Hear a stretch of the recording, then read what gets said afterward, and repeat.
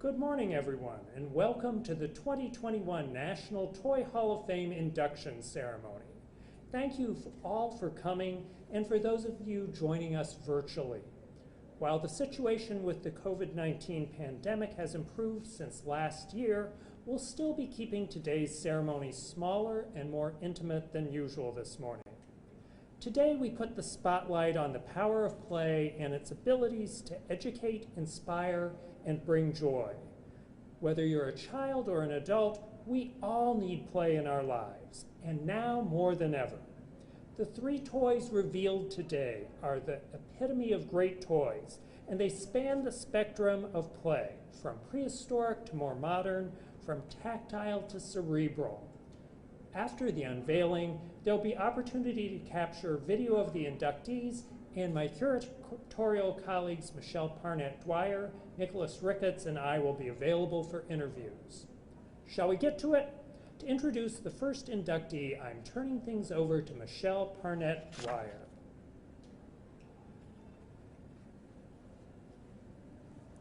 Following a visit to historic Williamsburg, Virginia, and a Christmas shopping trip with her nieces, educator Pleasant T. Rowland pondered, "Here I am in a generation of women at the forefront of redefining women's roles, and yet our daughters are playing with dolls that celebrate being a teen queen or mommy." Rowland wanted to redefine how girls interacted with their playthings, and in 1986 she launched a new line of 18-inch dolls representing an era of America's past.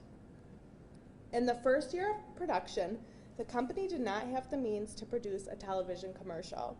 Rowland also felt that these dolls weren't meant to blare from the shelves or on its packaging or visual appeal alone. She decided to sell the dolls by direct mail. As the holiday season approached, glossy catalogs arrived at homes across America. Recipients marveled at Samantha in a drop-waist dress, Kirsten with her cloth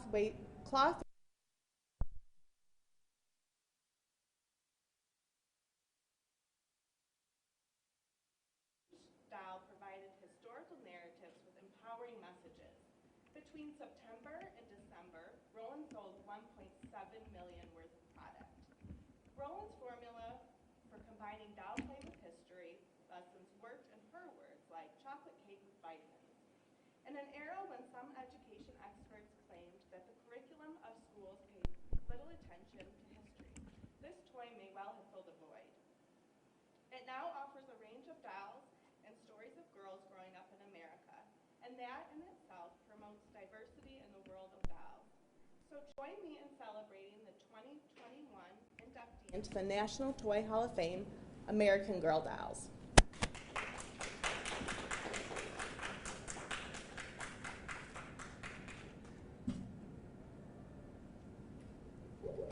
And now a special message.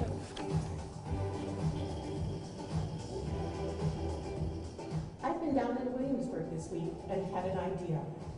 A series of books about 9-year-old girls growing up at different times in American history. There would be a doll for each character, and the stories would reflect the important moments of girlhood and how it changed and how it stayed the same over the years.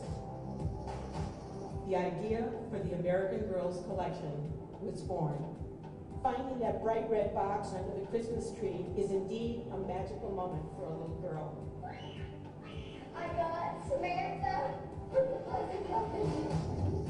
The roots of American Girl, as Pleasant Rowland developed it, was based on purpose, and we have such pride in continuing to nurture, develop, and grow this important brand for girls of today and, of course, the next generation. It was incredibly exciting to build on Pleasant's vision of building girls of strong character. While material culture has changed over time, what has not changed are the core rites of passage for girlhood, and that's something that we celebrate every day at American Girl.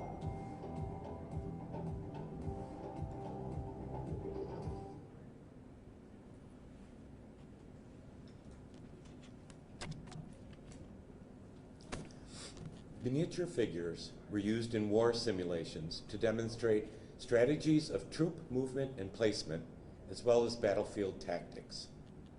In 1913, the author and pacifist H.G. Wells wrote about playing miniature wargaming in his book, Little Wars, and optimistically believed such play could end real-life war violence.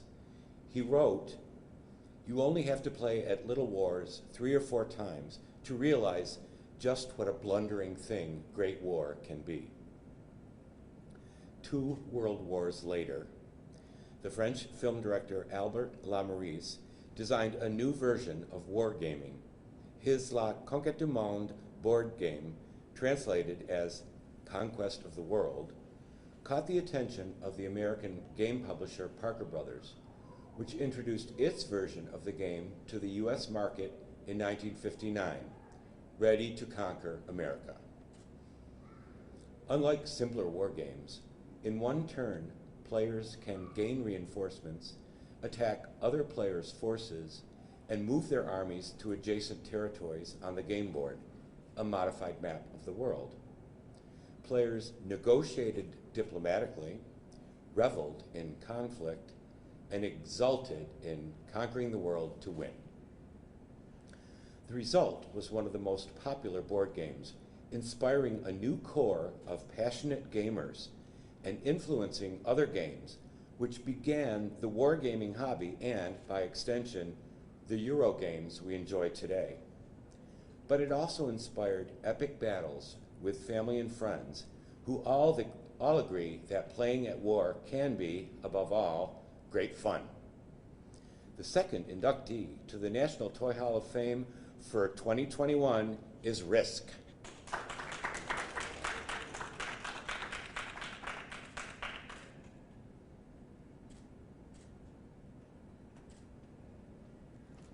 And now, a special message from the team at Hasbro.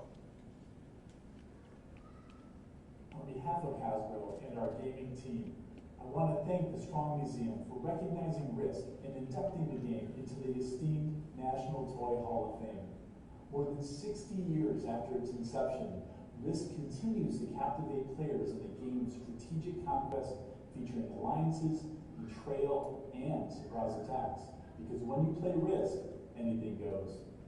While the competition can be fierce when world domination is at stake, connection is at the heart of Risk, and the game has provided endless hours of play for families and friends who gather around the board and compete to ultimately rule the world. Today, Risk remains one of our most popular and influential strategic board games, and we are honored to see it recognized alongside the iconic, inspiring items in the National Toy Hall of Fame. We are proud to continue its legacy and grateful for the teams at Hasbro that continue to adapt and innovate Risk to create gaming experiences for new generations of fans. Thank you.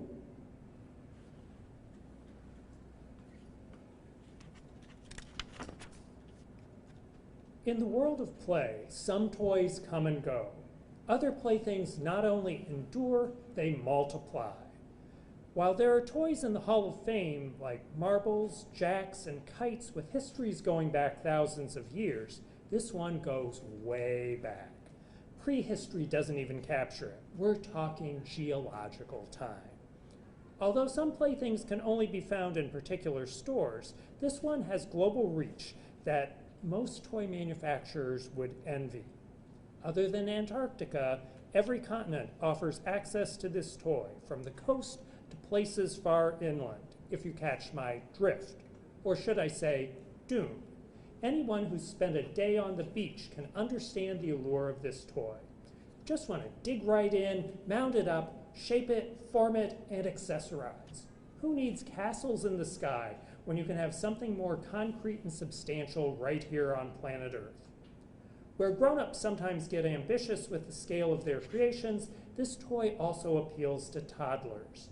It may go against the grain of parenting manuals to give the smallest kids access to something so tiny, but check out any number of patios, backyards, and playgrounds, and you'll find toddlers utterly engrossed with this toy for the imagination, getting it under their nails and maybe even in their hair.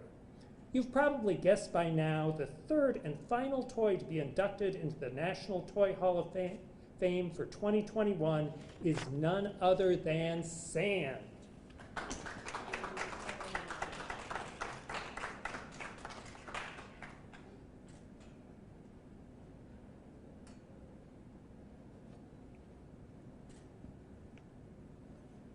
So there you have it. Your class of 2021 is American Girl Dolls, Risk, and Sand. We'd like to thank the teams from American Girl Dolls and Hasbro for their videos. Thank you as well to the members of the media for joining us, and we encourage you to please stick around to take video of the inductees and see the new cases unveiled here beside us shortly. Thank you as well to everyone that joined us online. Keep on playing and have a great day.